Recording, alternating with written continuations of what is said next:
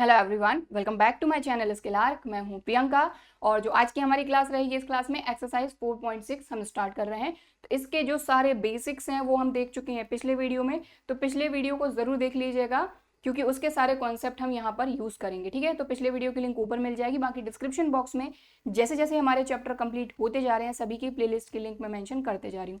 तो आज की क्लास स्टार्ट करते हैं। 4.6 हमको बोला जा रहा है examine the consistency of the system of equations in exercises 1 to 6। यानी क्वेश्चन नंबर 1 से लेके क्वेश्चन नंबर 6 तक हमको क्या चेक करना है? कंसिस्टेंसी चेक करना है, दैट्स इट। हमको यहाँ पर कुछ भी नहीं बोला गया है कि जो सिस्टम ऑफ लीनियर इक्वेशन है उसको सॉल्व करना है या कुछ एक्स्ट्रा। हमको सिर्फ क्या बोला जा रहा है? कंसिस्टेंसी चेक करना है, यानी कि जो सिस्टम ऑफ लीनियर इक्वेशन हमको गिवन है वो कंसिस्टेंट है या इनकंसिस्टेंट। क्लियर? क्वेश्चन क्लियर हो गया। चलो सबसे पहले हम पहला क्वेश्चन लिखते हैं, पहला सिस्टम ऑफ लीनियर इक्वेशन।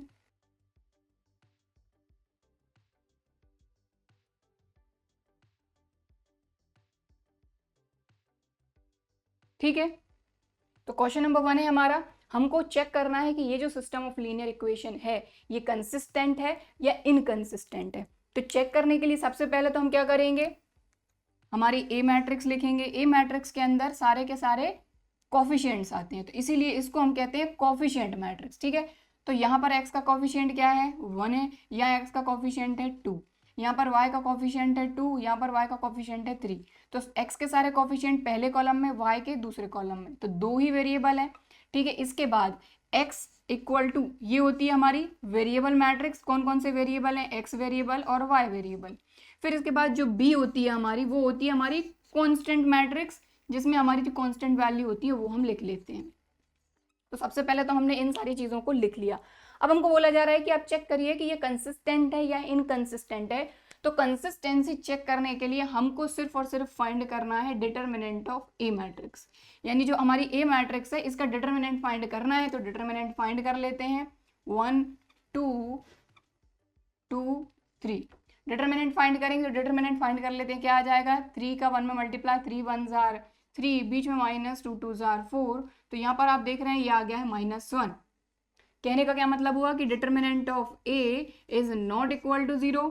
और जब ये कंडीशन आती है तब हमने क्या पढ़ा था कि अगर डिटर्मिनेंट जो है इज नॉट इक्वल टू 0 है, मतलब ये जो मैट्रिक्स ए है हमारी ये नॉन सिंगुलर मैट्रिक्स है और ए इनवर्स यहाँ पर एग्जिस्ट करेगा। मतलब यहाँ पर जो सोल्यूशन मिलेगा वो यूनिक सोल्यूशन मिलेगा और जो सिस्टम ऑफ लीनियर इक्वेशन है वो कंसिस्टेंट होंगी। क्लियर? तो कंसिस्टेंट जब भी आपका सिस्टम रहेगा तब आपका कोई ना कोई सोल्यूशन आपको मिलेगा। तो हालांकि इज नॉट इक्वल टू 0 है, मतलब यहाँ पर यूनिक सॉल्यूशन रहेगा और system of linear equation consistent होगी। ठीक है, तो यहाँ पर हम लिखेंगे so matrix A is non singular and A inverse जो है ये एग्जिस्ट करेगा, hence equations are consistent and have unique solution।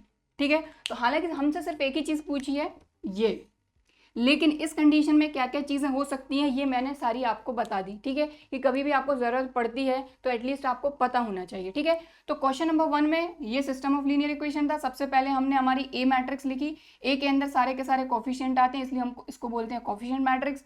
X के अंदर सारे के सारे हमारे वेरिएबल आते हैं, इसको हम कहते हैं वेरिएबल मैट्रिक्स। और बी के अंदर आती है हमारी कॉन्स्टेंट वैल्यू, इसलिए ये होती है हमारी कॉन्स्टेंट मैट्रिक्स। अब सिर्फ और सिर्फ हमको कंसिस्टेंसी चेक करनी थी, इसीलिए हमने डिटर्मिनेंट फाइंड किया जो कि आया -1 which is not equal to 0। और जब ये कंडीशन आती है मतलब हमारी जो मैट्रिक्स है ये नॉन सिंगुलर है। ये तो आप पहले ही पढ़ चुके हैं कि जब a determinant of A is not equal to 0 होता है तो मैट्रिक्स हमारी नॉन सिंगुलर होती है और इनवर्स एग्जिस्ट करता है। और अगर इनवर्स एग्जिस्ट कर रहा है मतलब यूनिक सॉल्यूशन मिलेगा और इक्वेशंस जो है वो होंगी कंसिस्टेंट। क्लियर? ठीक है, तो क्वेश्चन नंबर 1 हो गया है। अब हम देखेंगे नेक्स्ट क्वेश्चन, क्वेश्चन नंबर 2। तो सेम ये हमारा क्वेश्चन नंबर 2, इसमें भी हमको चेक करना है कंसिस्टेंट है या नहीं। तो सबसे पहले तो हम हमारी ए मैट्रिक्स लिखेंगे जिसके अंदर सारे के सारे कॉफिशिएंट आएंगे। तो यहाँ x का कॉफिशिएंट है 2, यहाँ x का कॉफिशिएंट है 1, यहाँ y का कॉफिशिएंट है -1 तो साइन के साथ लिखना, और यहाँ y का कॉफिशिएंट है +1। क्लियर? इसके बाद हमारी x मैट्रिक्स के अंदर आएंगे हमारे वेरिएबल्स x एंड y, और b के अंदर आएंगी हमारी कांस्टेंट वैल्यू 5 4। ठीक है, तो चलिए अब हम चेक करते हैं कि ये कंसिस्टेंट है या नहीं। तो हम सबसे पहले क्या फाइंड करेंगे, डिटर्मिनेंट ऑफ a। तो जो हमारी कोफिशिएंट मैट्रिक्स होती है उसी का डिटर्मिनेंट हम फाइंड करते हैं। ठीक है, तो 2 1s are 2, बीच में माइनस, 1 इंटू -1 -1, तो माइनस माइनस प्लस 1, तो 2 + 1 हो गया 3। तो यहाँ पर वही सीधी सी बात है कि determinant of a is not equal to 0। अब 0 इक्वल नहीं, अब ये 0 के इक्वल नहीं, मतलब ये कंसिस्टेंट है, यूनिक सॉल्यूशन होगा, और ये जो मैट्रिक्स है ये नॉन सिंगुलर रहेगी। ठीक है, तो वही सारी चीज़ जो हमने पिछले क्वेश्चन में लिखी थी वही की वही लिखनी है आपको, कि A is a non-singular matrix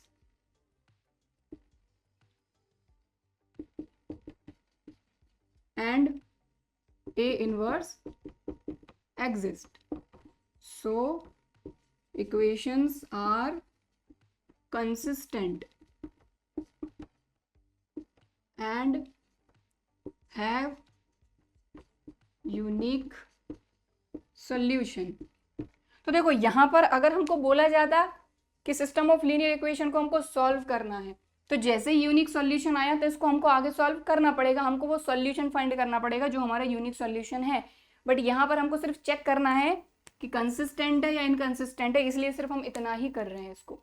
ठीक है, तो इसको नोट करना चाहते हैं तो आप कर सकते हैं। अब हम देखेंगे नेक्स्ट क्वेश्चन। तो यहाँ पर ये हमारा क्वेश्चन नंबर 3, इसको भी हमको चेक करना है कंसिस्टेंसी इसकी। तो सबसे पहले ए मैट्रिक्स लिखेंगे। ठीक है, कोफिशिएंट मैट्रिक्स, एक्स के कोफिशिएंट यहाँ पर 1 है, दूसरी मैट्रिक्स में 2 है, दूसरी इक्वेशन में 2 है, यहाँ पर 3, यहाँ पर 6। ठीक है, यहाँ एक्स का कोफिशिएंट कुछ नहीं मतलब 1, यहाँ एक्स का कोफिशिएंट 2, यहाँ वाई का कोफिशिएंट 3, यहाँ वाई का कोफिशिएंट 6। ठीक है, इसके बाद एक्स, तो हमारे वेरिएबल्स क्या क्या हैं, यहाँ पर एक्स और वाई हैं, और हमारे कॉन्स्टेंट क्या क्या हैं, 5 है और 8 है। ठीक है, अब हम देखते हैं सबसे पहले डिटर्मिनेंट फाइंड करके कि भाई इक्वल टू 0 आ रहा है या इज नॉट इक्वल टू 0 आ रहा है। डिटर्मिनेंट ऑफ ए, तो 6 1s are 6, बीच में -3 2s are 6, तो यहाँ पर आप देखें 6 - 6 0 आ गया। कहने का क्या मतलब हुआ कि जो डिटर्मिनेंट ऑफ ए है ये क्या आ गया, 0। अब अगर 0 आ गया तो आप, जैसा कि मैंने आपको पिछली क्लास में समझाया था इंट्रोडक्शन में, कि अब आप डायरेक्ट ये नहीं कह सकते कि ये इनकंसिस्टेंट है। आपको इसके बाद करना क्या है, अगर ये चीज़ आ जाती, देखो अगर determinant of A is not equal to 0 है मतलब आपका यूनिक सॉल्यूशन है, यूनिक सॉल्यूशन है मतलब आप इसको सॉल्व करेंगे आगे x equal to A inverse b से। ठीक है, ये हमने पिछली क्लास में देखा था, ऐसे सॉल्व करेंगे। लेकिन अगर मान लीजिए, अब अगर मान लीजिए कि ये नहीं आया 0, तब क्या करना है आपको एडजॉइंट ऑफ ए फाइंड करना है। तो अब एडजॉइंट फाइंड करेंगे हम इसी मैट्रिक्स का ए का। ठीक है, तो ए मैट्रिक्स रही है, इसका एडजॉइंट फाइंड करेंगे, तो 2 by 2 की मैट्रिक्स है तो एडजॉइंट फाइंड करने में कोई दिक्कत नहीं है। इन दोनों को इंटरचेंज करेंगे, इन दोनों के साइन चेंज करेंगे, तो 1 की जगह पे आ जाएगा 6, 6 की जगह पे आ जाएगा 1, 2 माइनस का हो जाएगा और 3 भी माइनस का हो जाएगा। तो ये एडजॉइंट बड़ी आसानी के साथ आ गया।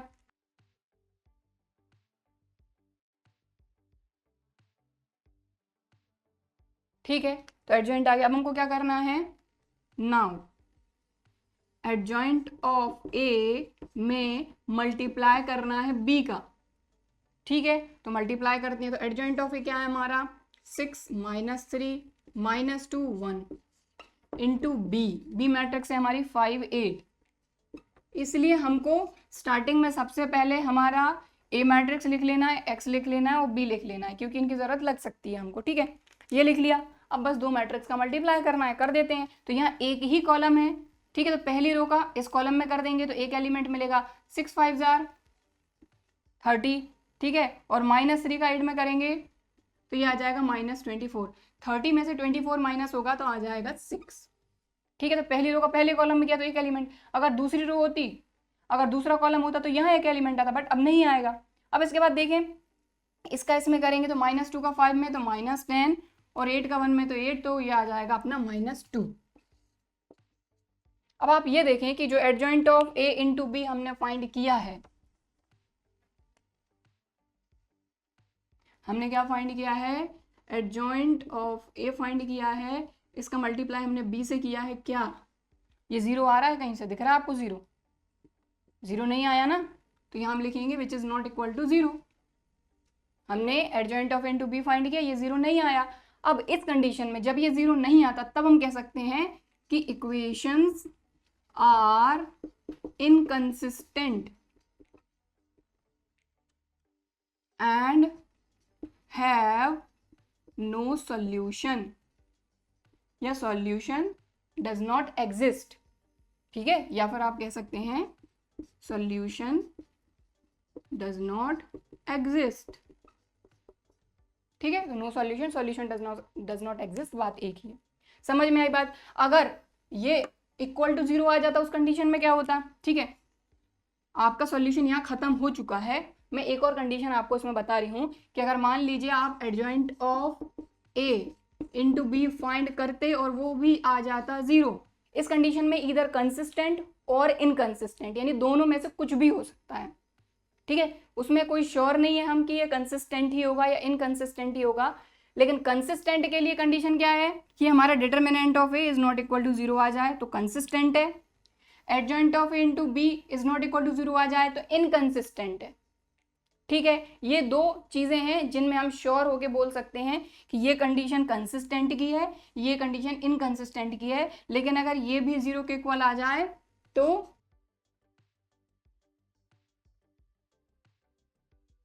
बस आपको इतना अपना आंसर कर देना है अगर ये कंडीशन आ जाती है तो। ठीक है, तो हालांकि ये आपके सॉल्यूशन में नहीं है, ये सिर्फ मैंने आपको समझाया है। ये जो आपका क्वेश्चन नंबर 3 है इसका जो आंसर है ये है इनकंसिस्टेंट। ठीक है, और इस कंडीशन में कोई भी सॉल्यूशन नहीं होगा। ठीक है, क्लियर, समझ में आ गई बात? तो क्वेश्चन नंबर 3 हमारा हो गया है। तो क्वेश्चन नंबर 3 हो गया है। अब हम करेंगे नेक्स्ट क्वेश्चन, क्वेश्चन नंबर 4। सो हमारा जो नेक्स्ट क्वेश्चन है वो है क्वेश्चन नंबर 4। सो यहाँ पर आप देखिए हमारी 3 इक्वेशन है और 3 वेरिएबल वाली इक्वेशन है, इसलिए 3 इक्वेशंस हैं। ठीक है, तो सबसे पहले हम क्या लिखेंगे? अपनी कोफिशिएंट मैट्रिक्स, यानी जिसके अंदर x के, y के और z के कोफिशिएंट आएंगे। ठीक है, तो चलिए लिखते हैं इसको। तो सबसे पहले जो x है हमारा उसके कोफिशिएंट लिखेंगे, तो यहाँ पर x का कोफिशिएंट है 1, या फिर ऐसे भी लिख सकते हैं कि यहाँ x का 1 है, y का 1 है, यानी इस तरीके से, है ना, और z का भी 1 है। फिर यहाँ पर 2 3 2 a 2 a। ठीक है, तो ये आ गई हमारी A मैट्रिक्स, मतलब कोफिशिएंट मैट्रिक्स। अब यहाँ पर कोफिशिएंट क्या क्या है हमारे? x है, y है और z है। तो यहाँ पर हमारा जो x, y और z ये आ जाएगी हमारी वेरिएबल मैट्रिक्स। ठीक है, अब इसके बाद कांस्टेंट मैट्रिक्स B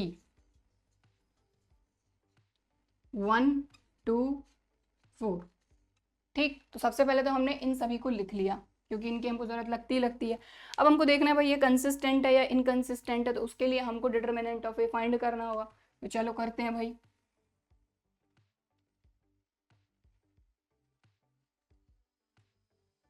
तो डिटरमिनेंट ऑफ ए अगर फाइंड करना है, मतलब डिटरमिनेंट के अंदर ये सारी की सारी वैल्यूज तो लिख लेते हैं। 1 2 a 1 3 a 1 2 2 a। तो अब देखिए यहाँ पर आप चाहें तो डायरेक्ट एक्सपेंशन करके भी कर सकते हैं, पहली रो दूसरी रो किसी के भी अलोंग। ठीक है, और चाहें तो एक आधा ऑपरेशन लगा के 0 0 बना लीजिए, फिर कर दीजिए।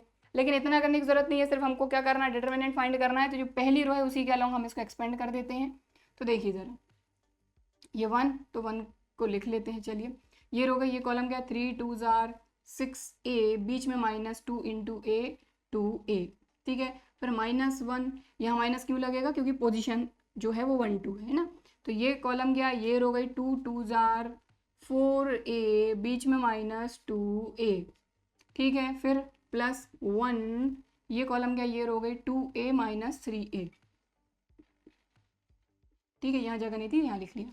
अब इसको सॉल्व करते हैं। तो 6 में से 2a माइनस हुआ 4a इंटू 1 4a में से 2a गया तो 2a बचा, प्लस का 2a मल्टीप्लाई होकर यहाँ हो जाएगा माइनस का 2a, और 2a में से 3a माइनस हुआ तो -a ये आ गया। ठीक है, तो ये कितना हो जाएगा? 3a। तो 4a में से 3a माइनस होगा तो ये आ जाएगा आपका a। कहने का मतलब ये है कि ये 0 तो नहीं है। ठीक है तो कुछ ना कुछ वैल्यू। तो यहाँ हम लिखेंगे determinant of A is not equal to 0, और जब इज नॉट इक्वल टू 0 है मतलब ये जो मैट्रिक्स है ये नॉन सिंगुलर होगी, ठीक है। तो यहाँ हम लिखेंगे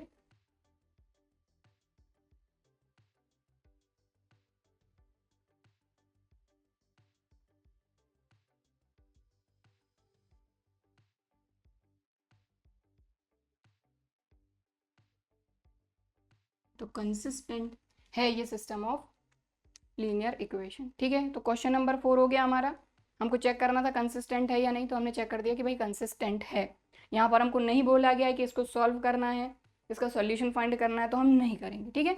तो ये हो गया क्वेश्चन नंबर 4। अब हम देखेंगे नेक्स्ट क्वेश्चन। तो नेक्स्ट क्वेश्चन है क्वेश्चन नंबर 5। तो ये हमारा सिस्टम ऑफ लीनियर इक्वेशन, इसको हमको बताना है कि ये कंसिस्टेंट है या इनकंसिस्टेंट है। तो सबसे पहले तो हम कोफिशिएंट मैट्रिक्स लिखेंगे हमारी ए, जिसके अंदर सारे के सारे कोफिशिएंट आएंगे। अब यहाँ पर आप एक चीज़ देख रहे हैं कि इक्वेशन नंबर 1 तो ठीक है आपकी, इक्वेशन नंबर 2 में x नहीं है। अगर x नहीं है मतलब ये है कि उसका कोफिशिएंट 0 होगा, 0 से x का मल्टीप्लाई होकर क्या हो जाएगा, वो 0। मतलब हम इसको लिख सकते हैं 0 इंटू एक्स, बीच में लगा देते हैं प्लस, क्योंकि 2 तो आपका प्लस 2y तो आपका प्लस का ही है। यहाँ पर x है, y है, बट z नहीं है। z नहीं है मतलब इसका कोफिशिएंट 0 होगा, तो 0 इंटू जेड इक्वल टू 3, ठीक है। तो हालांकि इस तरीके से आपको लिखना नहीं है, मैं इसलिए समझा रही हूँ क्योंकि इस तरह का पहला क्वेश्चन है। तो जो भी आपका वेरिएबल नहीं है जिस इक्वेशन में, तो उसका अगर कोफिशिएंट आपको लिखना है तो वो आप क्या लिखेंगे, 0। चलो तो अब देखते हैं, पहली इक्वेशन में देखें 3 है x का कोफिशिएंट, y का कोफिशिएंट -1 है, z का है -2। सेकेंड इक्वेशन में x का कोफिशिएंट 0, y का कोफिशिएंट 2, z का है -1। थर्ड इक्वेशन में देखें तो 3, -5 और 0, ठीक है। तो कोफिशिएंट मैट्रिक्स, अब variable matrix x y z x, ठीक। अब b हमारी है कांस्टेंट मैट्रिक्स, तो ये है 2, -1 और 3, ठीक, क्लियर। चलो अब चेक करते हैं कि भाई कंसिस्टेंट है या इनकंसिस्टेंट है। उसके लिए क्या फाइंड करेंगे, डिटर्मिनेंट ऑफ ए। ए का डिटर्मिनेंट मतलब क्या क्या एलिमेंट है यहाँ पर, 3, 0, 3, -1, 2, -5, -2, -1, 0। तो कर लेते हैं इसका डिटर्मिनेंट फाइंड। चलो तो पहले कॉलम क्या लॉन्ग करते हैं, क्योंकि इसमें एक 0 दिख रही है हमको, 3। ये रो गई, ये कॉलम क्या है, 2 इंटू 0 0, -5 1 जार 5, तो ये आ जाएगा -5। 0 का करने की जरूरत नहीं, इस 3 की बात करते हैं। तो पोजीशन है 3 1, 3 + 1 4, तो प्लस का ही 3 आएगा। ये रो गई, ये कॉलम क्या, -1 इंटू 1, प्लस का 1, बीच में -2 2 जार -4, प्लस का 4। तो ये क्या हो गया, 5 3 जार -15, 5 3 जार प्लस का 15, तो ये तो 0 आ गया, ठीक। अब 0 आ गया मतलब डायरेक्ट नहीं बोल सकते कि इनकंसिस्टेंट है, हम क्या फाइंड करेंगे, एडजॉइंट फाइंड करेंगे, ठीक है। अब एडजॉइंट कैसे फाइंड करेंगे, क्योंकि भाई आपकी जो मैट्रिक्स आप देख रहे हैं ये 3x3 की मैट्रिक्स है, मतलब सबसे पहले तो हम कोफैक्टर फाइंड करेंगे, फिर उनका ट्रांसपोज करके एडजॉइंट मिलेगा। चलो करते हैं। तो ये चीज़ जो है ये आप चाहे तो नोट कर लीजिए, मैं डायरेक्ट लिख रही हूँ determinant of A equal to 0, तो आप नोट कर लीजिए इसको वीडियो को पॉज करके, ठीक। तो डिटर्मिनेंट ऑफ इक्वल टू 0 आ गया, मतलब कंसिस्टेंट नहीं है, ठीक है। अब आगे हम क्या करेंगे, एडजॉइंट फाइंड करने के लिए कोफैक्टर फाइंड कर रहे हैं इसके। तो यहाँ पर हमने कोफैक्टर्स फाइंड कर लिए, ठीक है। अब इनको एक मैट्रिक्स में हम लिख लेते हैं, कोफैक्टर ऑफ ए -5 10 5, -3 6 3, -6 12 और 6, ये कोफैक्टर आ गए। अब एडजॉइंट इसी से फाइंड कर लेंगे हम, ठीक है। तो ये जो चीज़ है ना, ये मैं हटा दे रही हूँ, अगर आपको नोट करना है तो आप कर लीजिए कि ये हमारे कोफैक्टर हैं, इनको मैं यहाँ पर लिख देती हूँ, ठीक है, क्योंकि मल्टीप्लाई करने में हमको फिर दिक्कत आएगी, ठीक। ये कोफैक्टर आ गए, अब इसी से एडजॉइंट फाइंड कर लेंगे। एडजॉइंट कैसे फाइंड करते हैं हम, इसका ट्रांसपोज करके, तो ट्रांसपोज कर देते हैं। तो रो को कॉलम में इंटरचेंज, तो पहली रो पहले कॉलम में, दूसरी रो दूसरे कॉलम में, तीसरी रो तीसरे कॉलम में। तो लीजिए ये आपका आ गया एडजॉइंट, ठीक है। अब adjoint of A into B करेंगे, तो एडजॉइंट ऑफ ए लिख लेते हैं यहाँ पर, इसमें मल्टीप्लाई करेंगे बी का, बी क्या है हमारा 2 -1 3, ठीक। समझ में आ गई बात। चलो मल्टीप्लाई करते हैं। पहली रो का इस कॉलम में करेंगे तो 5 2 जार -10, 10 का -1 में -10, 5 3 जार 15, तो 20 माइनस का 15 प्लस का, तो -20 में से 15 माइनस होगा, बचेगा -5। तो मैं डायरेक्ट लिख रही हूँ, ठीक है, आप इसको लिख लीजिएगा। ठीक, अब दूसरी रो का इस कॉलम में तो 3 2 जार -6, क्योंकि 3 माइनस का है, 6 का -1 में -6, 3 3 जार 9, तो -6 -12 में से 9 माइनस होगा, बचेगा -3।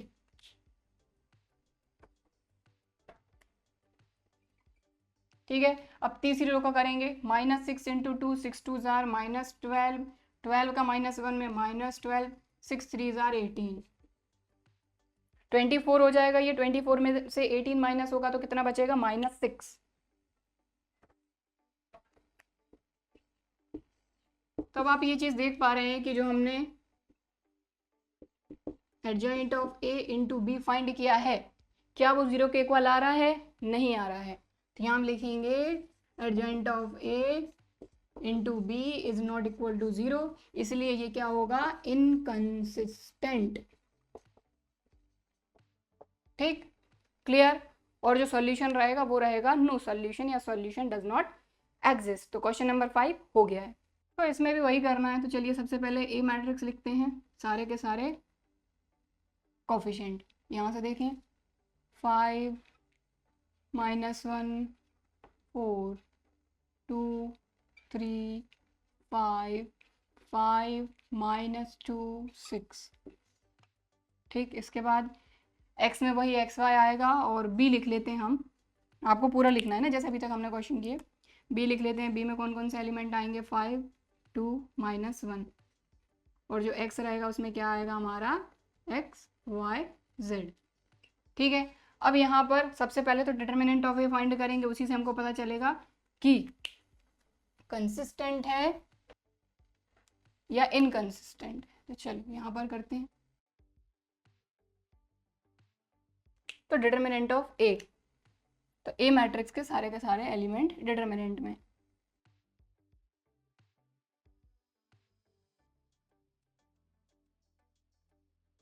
चलिए फाइंड करते हैं इसको।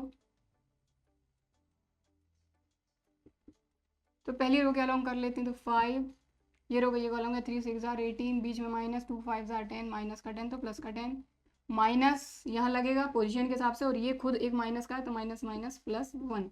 ये रो ये कॉलम का 2 6 जार 12, 5 5 जार 25 प्लस 4, ये कॉलम का ये रो 2 2 जार -4, बीच में -5 3 जार 15। कितना हो जाएगा, ये हो जाएगा 28। 28 × 5 ये हो जाएगा 140। ठीक है, 25 में से 12 माइनस होगा तो बचेगा -13, -13 × 1 -13, ये हो जाएगा 19 -76। ठीक, इसके बाद 140 और ये हो जाएगा 89, ये हो जाएगा 51। ठीक है, तो डिटर्मिनेंट ऑफ ए 51 आया है, मतलब determinant of A is not equal to 0। So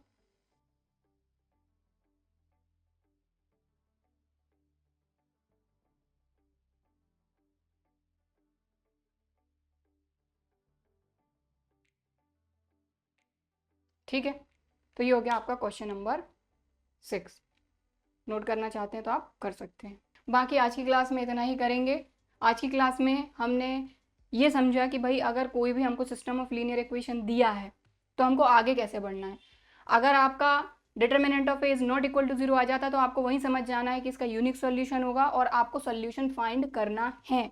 ठीक है, कैसे करेंगे वो हम अगली क्लास में देखेंगे, क्योंकि आगे के जो क्वेश्चन है उन सभी में हमको सिस्टम ऑफ लीनियर इक्वेशन को सॉल्व करना है, यानी सॉल्यूशन फाइंड करना है। ठीक है, तो यहाँ पर हमने देख लिया कि कंसिस्टेंसी किस तरीके से चेक करते हैं कोई भी सिस्टम ऑफ लीनियर इक्वेशन की। ठीक है, सो आई होप कि आज की क्लास में हमने जो क्वेश्चन किए वो आपको अच्छी तरीके से समझ में आए होंगे। वीडियो भी पसंद आया होगा। वीडियो पसंद आया है तो लाइक ज़रूर करिए, और अगर अभी तक चैनल को सब्सक्राइब नहीं किया है तो इसी तरह के और वीडियोज़ के लिए चैनल को सब्सक्राइब ज़रूर करिए। चलिए फिर मिलते हैं अगले वीडियो में, तब तक के लिए बाय एंड थैंक यू।